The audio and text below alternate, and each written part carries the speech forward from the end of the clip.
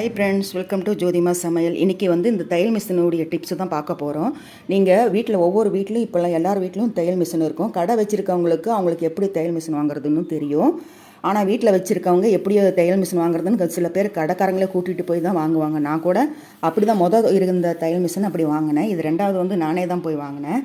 முதல்ல இருந்தது சின்னதாக இருந்தது. அப்போ நான் பழகிட்டு இருந்தேன். அது சின்ன தையல் மிஷினாக இருந்தது. இப்போ இது ரெண்டாவது தான் வாங்கினது தான் இந்த மிஷினு.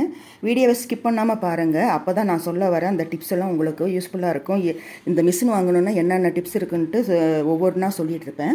நீங்கள் வீடியோ ஸ்கிப் பண்ணால் பார்த்தீங்கன்னா உங்களுக்கு புரியும். பொதுவாக மிஷின் வாங்கும்போது பார்க்க வேண்டிய முக்கியமான விஷயம் என்னென்னா, இந்த கேப் இருக்கக்கூடாது. இந்த சுற்றிலையும் கேப் இருக்கக்கூடாது. இது நான் ரொம்பவே இந்த மிஷின் நான் கஷ்டப்பட்டுட்டேன்.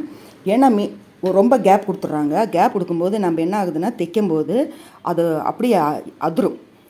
மிஷின் அப்படியே உதறிக்கிட்டே இருக்கும். நமக்கு தைக்கிறதுக்கே இதாக இருக்கும். நானே பாருங்கள், அங்கங்கே மூளைக்கு துணியை மடித்து வச்சுருப்பேன். அவங்கக்கிட்டே வாங்கும்போது நம்ம தைச்சி பார்த்துட்டு வாங்குவோம். விவரம் தெரியாதவங்க அப்படியே வாங்கிக்குவாங்க. விவரம் தெரிஞ்சவங்க என்ன செய்வாங்கன்னா, கேட்பாங்க, எங்கள் மிஷின் உதறது அப்படின்னு கேட்பாங்க. பாருங்கள், இந்த பக்கமும் துணி வச்சுருக்கேன். பாருங்கள், இந்த பக்கமும் துணி வச்சுருக்கேன். இது நம்ம இந்த இடம் தான் தைப்போம். எவ்வளோ டிஸ்டர்பன்ஸாக இருக்கும் தெரியுங்களா? இப்படி உள்ளே மடித்து வச்சுருவேன் கொஞ்சம் உள்ளே. இது அப்புறம் மிஷின் சுத்தம் பண்ணும்போது தூக்கும்போது நமக்கு அந்த துணி விழுந்துடும். ரொம்ப டிஸ்டர்பன்ஸாக இருக்கும். அப்படியே கடைக்காரங்கிட்ட சொல்லும்போது அவங்க என்ன தெரியுங்களா பண்ணுவாங்க, ஒரு சின்ன பெல்ட் மாதிரி வச்சுருப்பாங்க. அதை இந்த மூளைக்கெல்லாம் அடித்து கொடுத்துருவாங்க. அப்படியும் நீங்கள் வாங்காதீங்க. எந்த மிஷின் ஃபிட்டிங் கரெக்டாக இருக்கோ அதை பார்த்து நீங்கள் வாங்க. ஆனால் எப்படியாவது நம்ம தலையில் கட்டணுன்ட்டு அவங்க நினைப்பாங்க. அது மட்டும் இல்லாமல் இந்த உள்ளேயும் பாருங்கள். இது என்னன்னு பார்த்தீங்கன்னா, வெறும் அட்டை பாருங்கள். இப்போ எடுக்கும்போது எல்லாம் விழுவுது. அந்த மாதிரி ஒரு பிளாஸ்டிக்கில் ஒரு முன்னெல்லாம் தகரத்தில் இருக்கும். இந்த உள்ளே ஒரு கப்பு மாதிரி இருக்கும். நம்ம எண்ணெய் ஊற்றுறது, அந்த தூசி எல்லாமே இதுக்குள்ளே தான் விழுந்திருக்கும். இது தொட்டாலே உடையுது. அதனால் நான் சரியாக கூட துடைக்கிறது இல்லை. இது நான் பாருங்கள், அந்த பக்கம் உள் சைடு காமிக்கிறேன். வெறும் என்னமோ இந்த அட்டை மாதிரி போட்டு கொடுத்துருக்காங்க.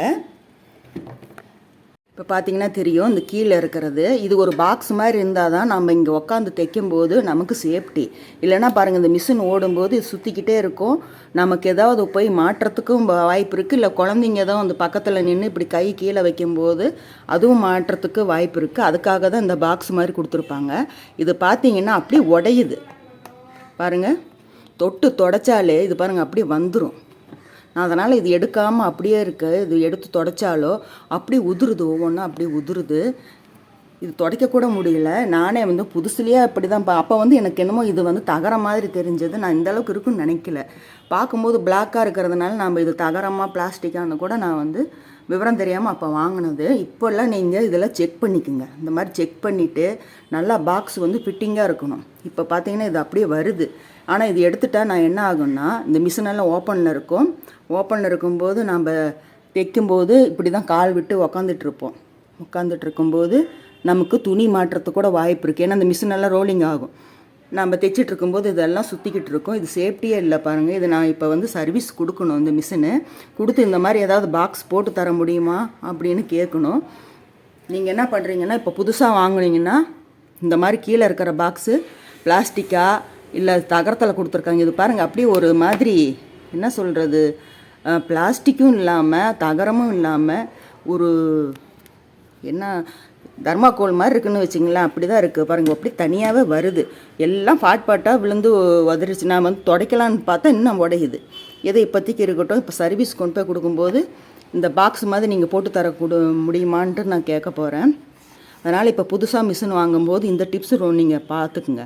கீழே பாக்ஸ் தொட்டு பார்த்துட்டு வாங்க. அது பிளாஸ்டிக்காக தகரமாக இருக்கணும். முன்னெல்லாம் தகரம் தான் இருந்தது. இப்போ இன்னும் இந்த மாதிரி வச்சு கொடுக்குறாங்க. இது காலப்போக்கில் எல்லாம் போயிடுது. துடைக்கக்கூட முடியல. தனியாகவும் வருது பாருங்கள். இந்த மாதிரி இந்த இது கரெக்டாக இருக்கான்னு பார்த்துங்க. அப்புறம் இந்த கேப்பும் இல்லாமல் பார்த்துக்குங்க. இப்போ பாருங்கள், நான் தைச்சி காமிக்கிறேன். ஸ்பீடாக போணுச்சுன்னா அப்படியே மிஷின் அதிரும். பார்த்தீங்களா பாருங்கள் எப்படி உதறதுன்ற மிஷினு.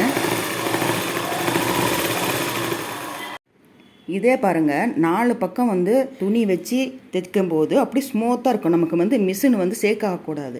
சேக் ஆனாலே நமக்கு தைக்கிறதுக்கு தொந்தரவாக இருக்கும். அது சத்தமும் வேறு மாதிரி இருக்கும். சேக் ஆகாமல் இருந்தால் மிஷினுடைய சத்தமும் அப்படியே லேசாக தான் கேட்கும். நீங்கள் இந்த டிப்ஸ் எல்லாம் பார்த்துட்டு நீங்கள் விவரம் தெரியாமல் போய் மிஷின் வாங்காதீங்க. இந்த கேப் இல்லாமலும் இருக்கணும். கீழே அந்த பாக்ஸு கரெக்டாக இருக்கணும்னு செக் பண்ணிக்கணும். இத்தனைக்கு இது மெரிட் கம்பெனிலையும் இந்த மாதிரி இருக்குது.